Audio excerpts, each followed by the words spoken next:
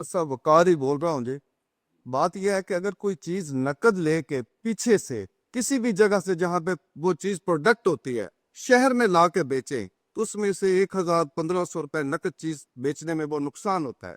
जब तक वो उधार ना बेचेंगे उसमें कोई पैसे नहीं बचते। जैसे चीनी की गाड़ी कोई आदमी शेखपुरा से या ननकाना से मंगवाता है वो यहाँ ला के नकद बेचता है तो उसे 1 रुपया भी नहीं बचेगा। जब तक वो उधार ना बेचेगा उसे 1,000 1500 रुपए नहीं मिलेंगे। इसी तरह फैसलाबाद में, मैं गल्ला मंडी फैसलाबाद में चने का काम करता था।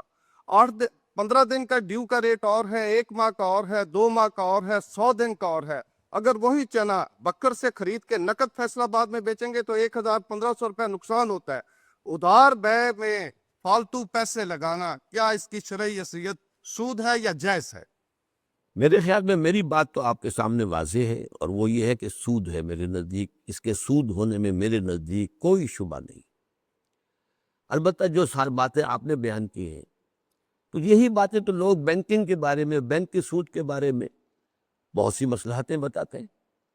क्या करें जी, ये गरीब औरत है और उसके पास उसका शौहर कुछ छोड़ कर मरा है, वो जो कुछ है उसके पास वो अगर किसी को देती है कि भाई तू कारोबार कर ले, वो खा जाएगा और इस तरीके से उसकी दौलत भी ज़ाया हो जाएगी। अब वो क्या करे, वो खुद तो कुछ कर नहीं सकती, लिहाजा वो बैंक में रख कर और पैसा लेती है। अब ये चीज़ें जो है ना, इस तरह की मिसालें देकर किसी हराम को आप हलाल नहीं कर सकते। हराम तो हराम ही रहेगा।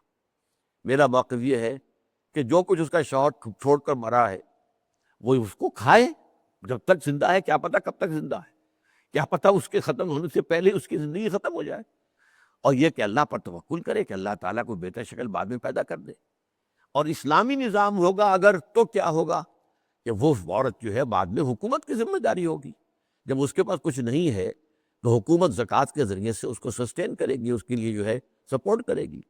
तो इस तरीके से एक बात तो कही जा सकती है कि मौजूदा माहौल में सूद से बिल्कुल पाक रह जाना बहुत मुश्किल है। लेकिन जब इस्लामी माहौल होगा तो इंशाअल्लाह फिर उसके बाद 100% सूद का खात्मा हो सकेगा।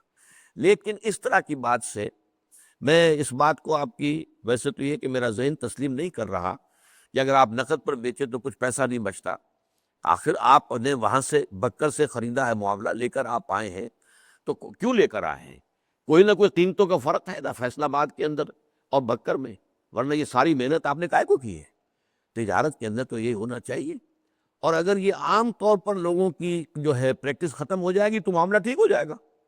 ये तो इसलिए कि जो ये सारे कर रहे हैं, इस हम्माम में सारे नंगे हैं, इसलिए वो आपको दिक्कत पेश आ रही है, जबकि बाकी सब लोग कर रहे हैं। तो अब इसमें यह है कि आदमी हक के लिए और हलाल खाने के लिए अगर ये इस कारोबार से नहीं ठीक हो रहा है तो कोई और कारोबार करे, कोई और जरिया माश तैयार करे, लेकिन हराम को हलाल न करे।